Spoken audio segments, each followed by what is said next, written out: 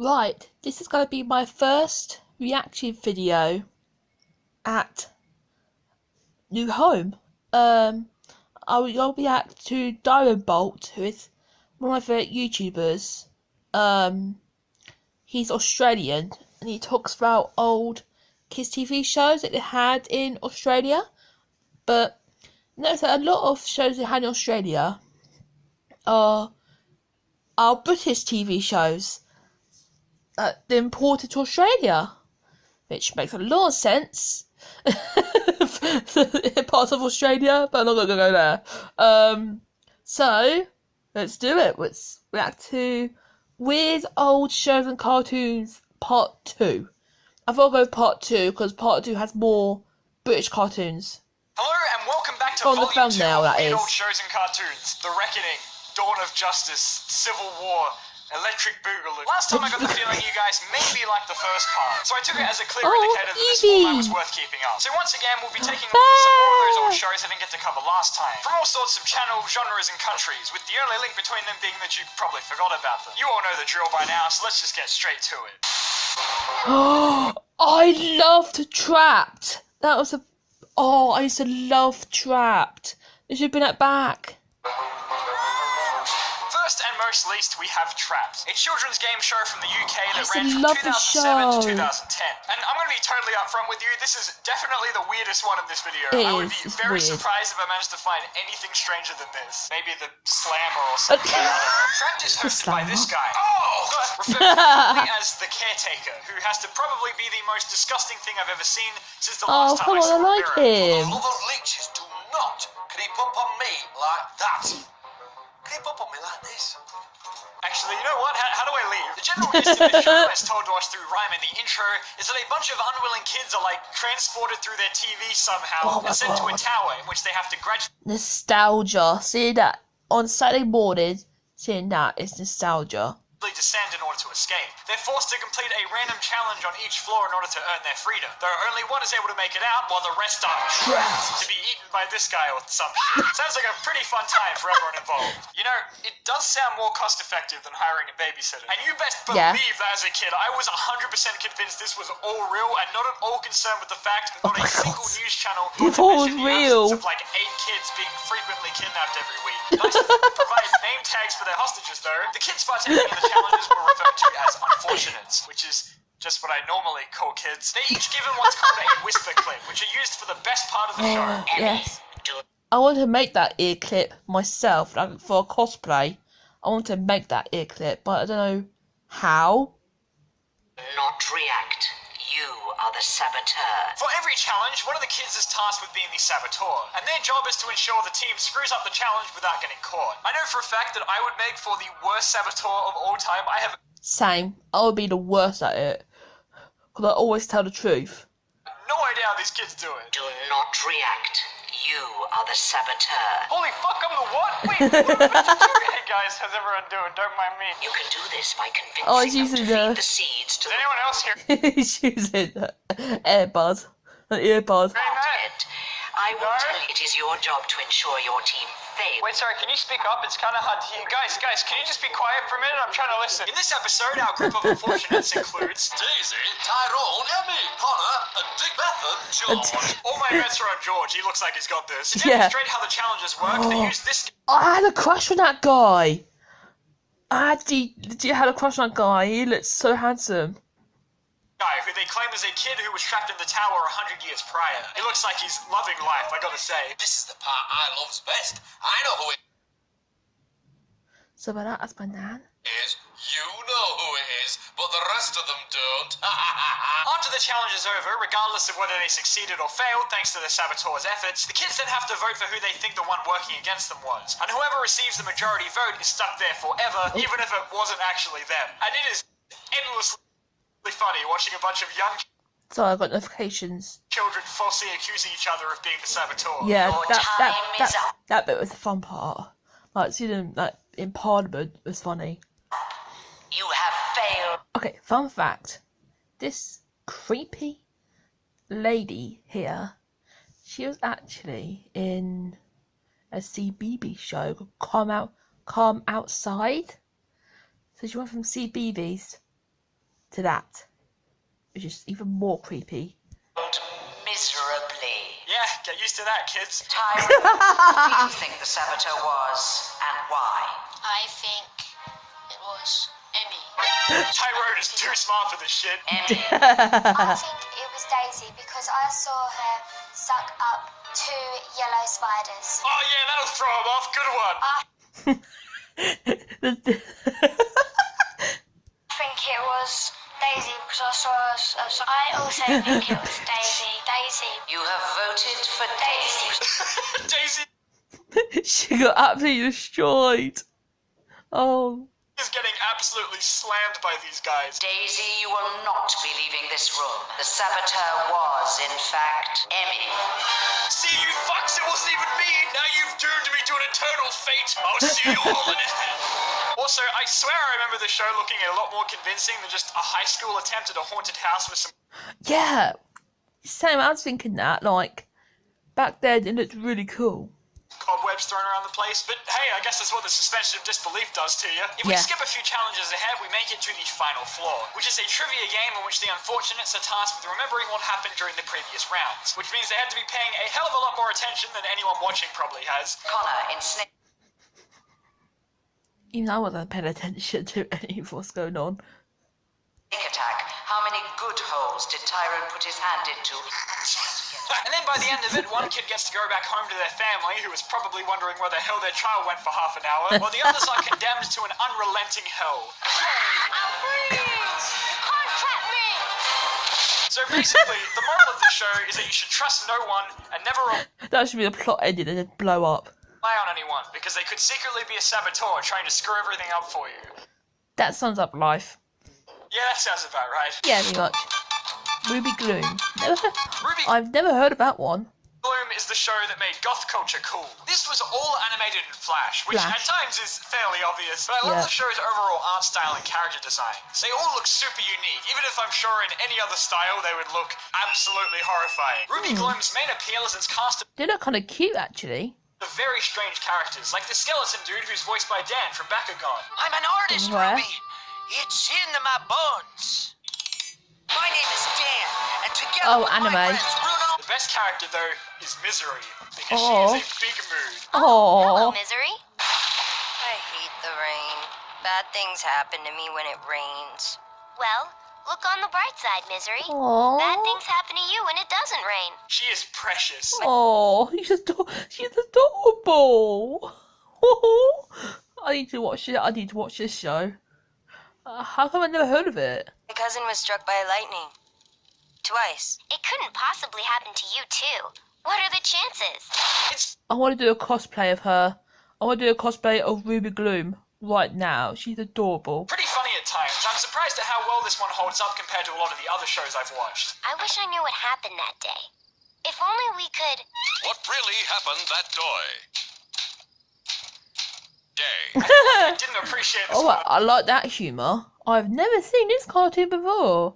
I must have missed out on that. enough at the time. This is one of those shows that's centered entirely around the interactions of the cast and them just getting up to random crap, which is awesome because all the characters are pretty damn great. Happy Mayday! I want to do a cosplay of Ruby Gloom right now.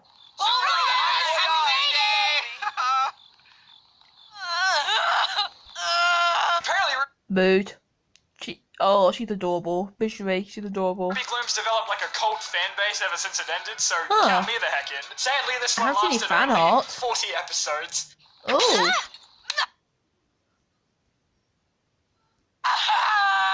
Oh.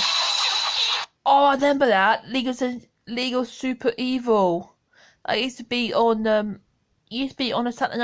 Saturday morning TV show called TMI.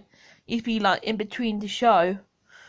Ha! Get it? Because it spells lose? League of Super Evil is a Canadian animated series that ran for 52 episodes. About a group of aspiring supervillains trying and failing repeatedly to enact terror on the town they live in, but are always thwarted by other villains, heroes, or sometimes just themselves. Yeah, I remember this show. Wait! I actually like that lizard type thing. He was actually my favourite character. The team includes Voltar, the very young leader of the group who is really trying his best here, guys. Yeah. Well, uncatchable Destructo Disc of Doom! He reminds me of Cartman from South Park.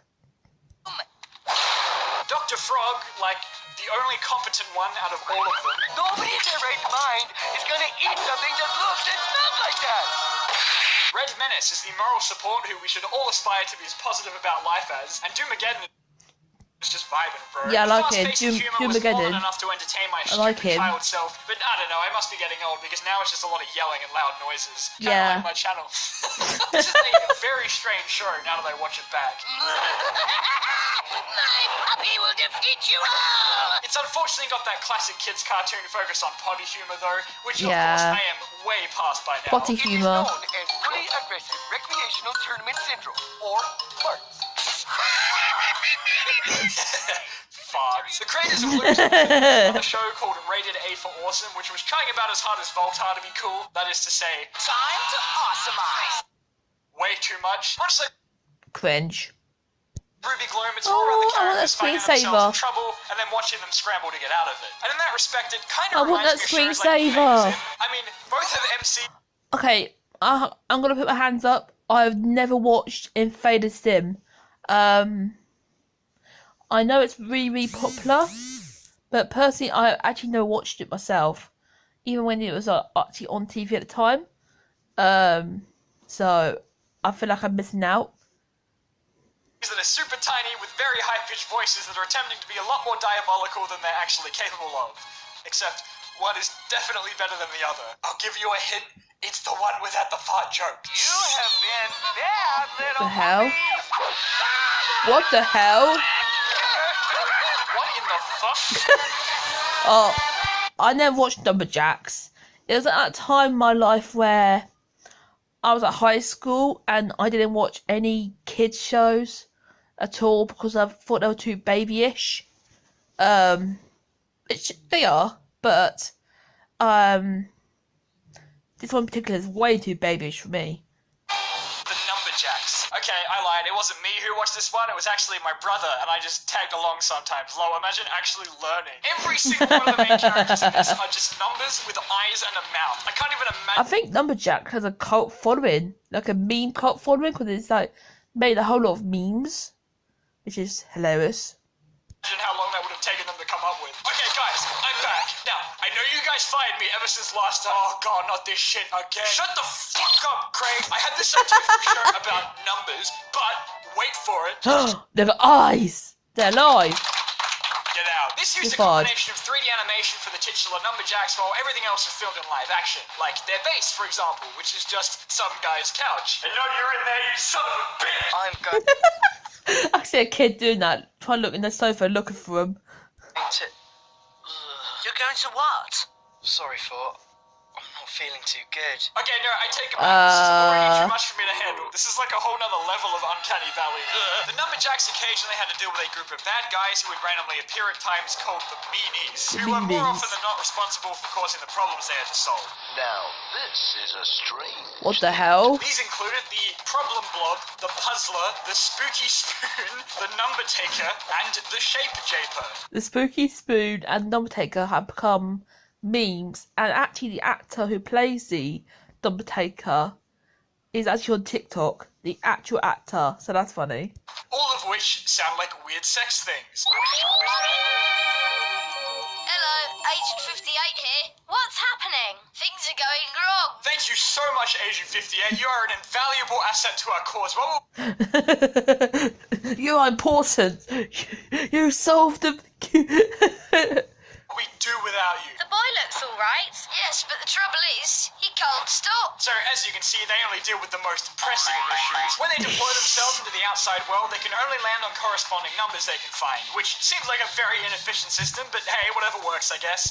I mean, that's kind of clever. Teach kids about numbers everywhere you see, but again, inefficient. Another person with problems, and he can't stop either. Oh no, it isn't. The problem's spreading.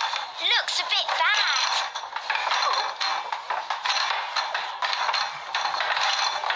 Turns Is he having a seizure? What was that? Is that a seizure or Tourette's?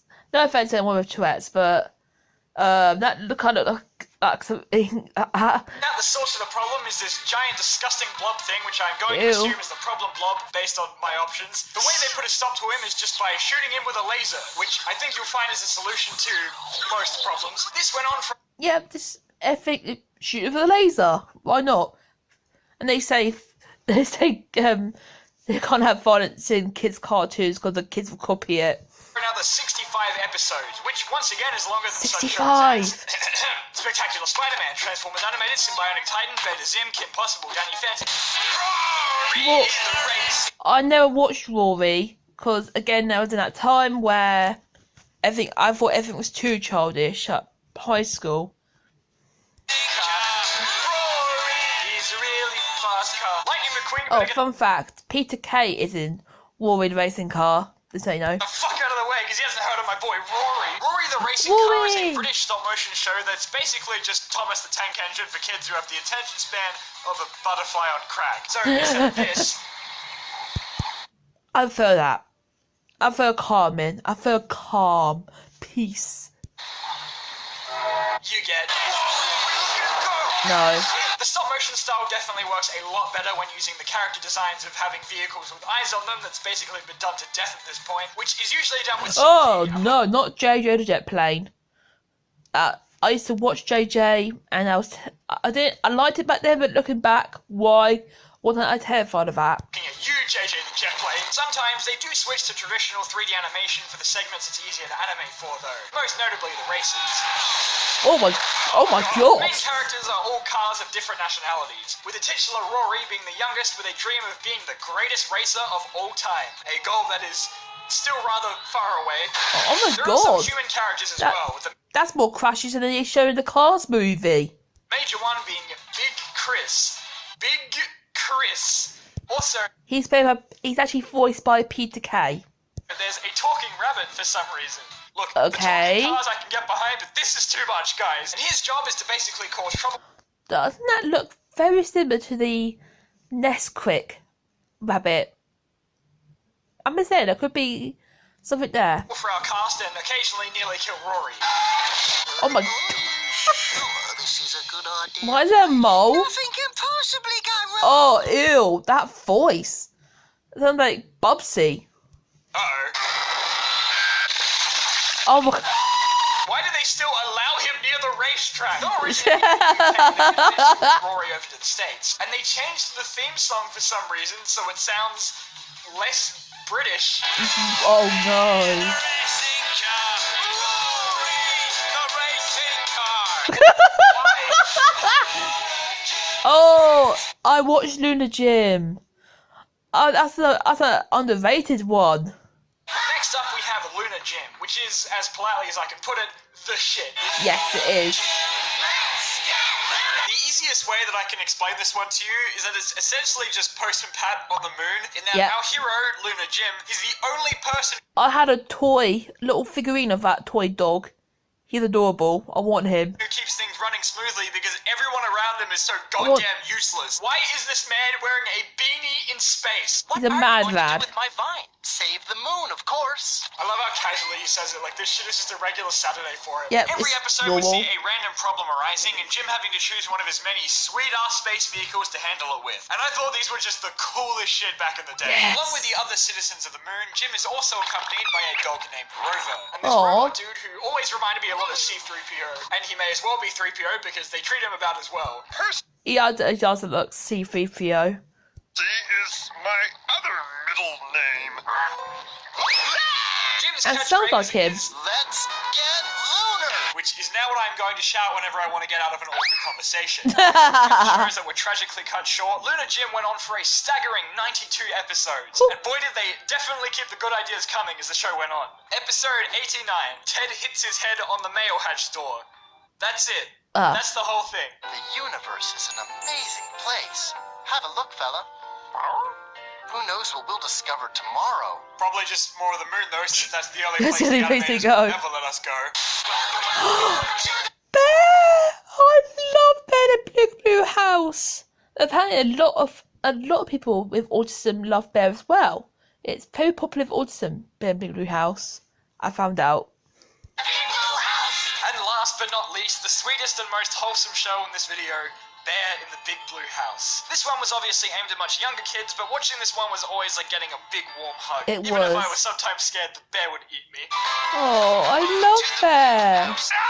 This show ran from 1997 to 2006. Jeez, we did not get the fuck out of this house. I found Bear as charming as shows like Blue's Clues, both of which I have very faint memories dropping everything to watch whenever they came on. I watched Blue Clues as well, and I sometimes still watch it because it's returned.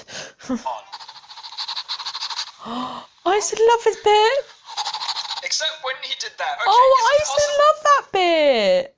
I thought it was I thought it was funny. To be scared of something, but also kind of find it adorable and want to hug it at the same time. I want to hug him. It's you! Oh shit, yeah. Tell me, do you have your pajamas on? No. Pajamas. I don't know what you think pajamas smell like, man. I smell like shit. Sleepovers are fun.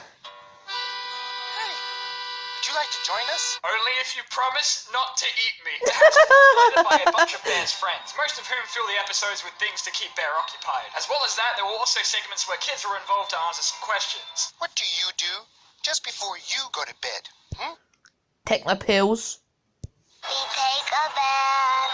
I brush my teeth and floss them. I think about the futility of life and the inescapable void that is death.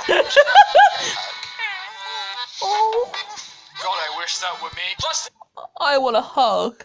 Oh, I want to beat him at Butlin so I get a big hug. there's frequent musical segments where you get to listen to Bear serenade you with his sweet, sweet voice. Where's Shadow? Shadow! Where's Shadow? Where's the fourth chaos? There's Wrong Shadow. That's the wrong Shadow. No. also a talking moon Moon. with a face called Luna. I like to think that the Sun Baby from Teletubbies and Luna are mortal enemies locked in some sort of eternal struggle.